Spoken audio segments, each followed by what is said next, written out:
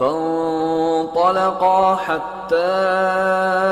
إذا ركبا في السفينة خرقها قال أخرقتها لتغرق أهلها لقد جئت شيئا إمرا قال ألم أقل إنك لن تستطيع معي صبرا قال لا تؤاخذني بما نسيت ولا ترهقني من أمري عسرا فانطلقا حتى إذا لقيا غلاما فقتله قال أقتلت نفسا زكية بغير نفس قال أقتلت نفسا زكية بغير نفس لقد جئت شيئا نكرا قال ألم أقل لك إنك لن تستطيع معي صبرا قال إن سألتك عن شيء بعدها فلا تصاحبني قد بلغت من لدني عذرا فانطلقا حتى إذا أتيا أهل قرية استطعما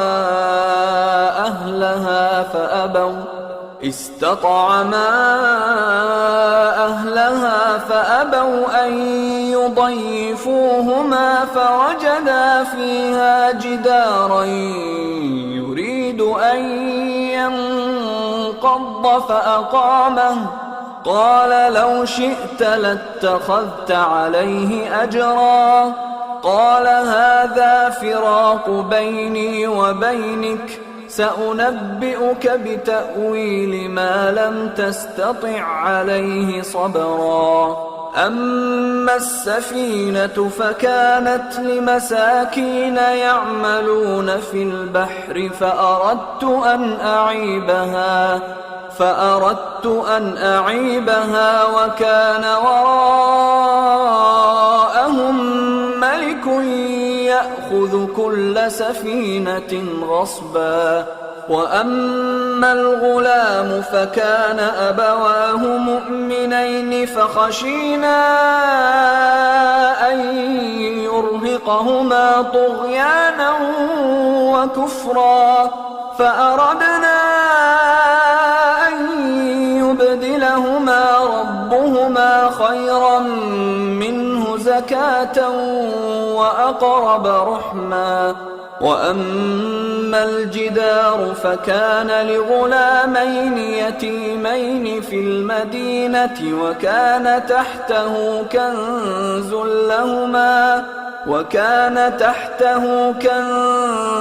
لهما وكان أبوهما صالحا فأراد ربك أن يبلغا أشدهما ويستخرجا كنزهما رحمة من ربك وما فعلته عن أمري ذلك تأويل ما لم تسطع عليه صبرا ويسألونك عن ذي القرنين قل سأتلو عليكم منه ذكرا إنا مكنا له في الأرض وآتيناه من كل شيء سببا فأتبع سببا حتى إذا بلغ مغرب الشمس وجدها تغرب في عين حمئة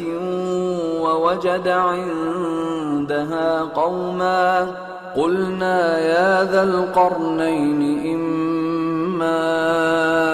أن تعذب وإما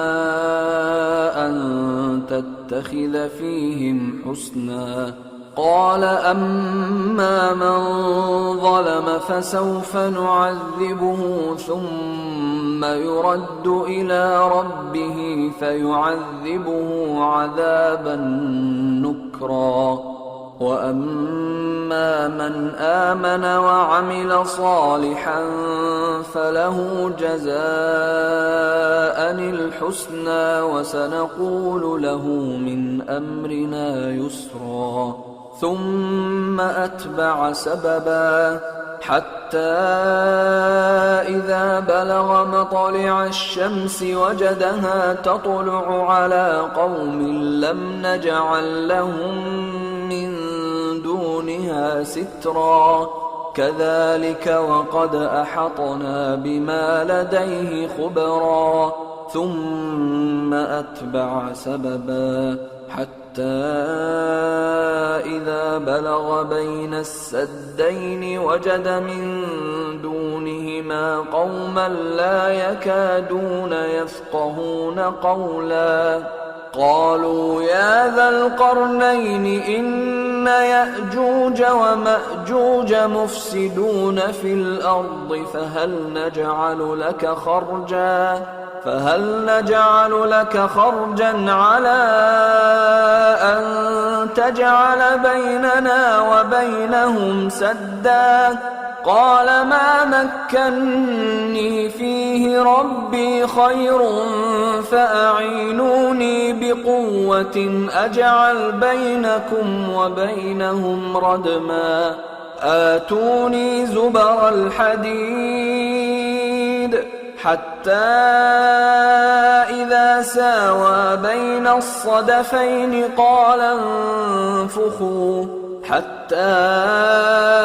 إذا جعله نارا قال آتوني أفرغ عليه قطرا فما استطاعوا أن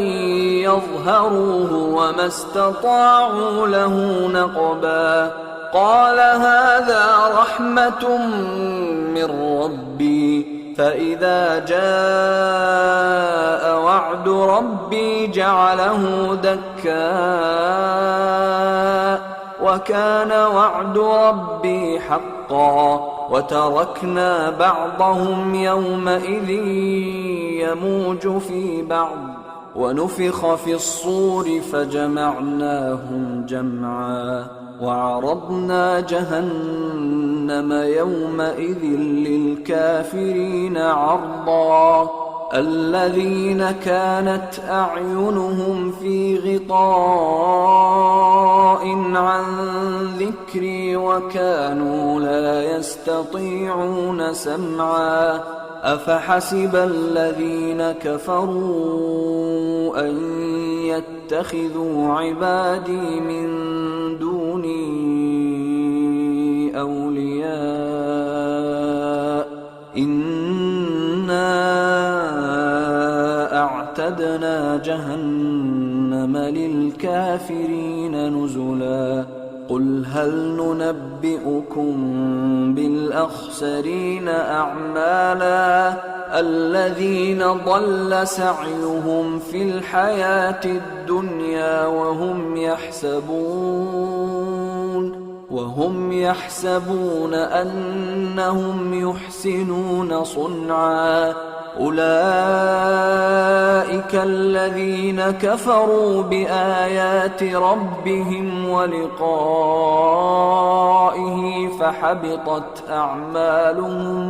فحبطت أعمالهم فلا نقيم لهم يوم القيامة وزنا ذلك جزاؤهم جهنم بما كفروا واتخذوا آياتي ورسلي هزوا إن الذين آمنوا وعملوا الصالحات كانت لهم جنات الفردوس نزلا خالدين فيها لا يبغون عنها حولا قل لو كان البحر مدادا لكلمات ربي لنفد البحر قبل أن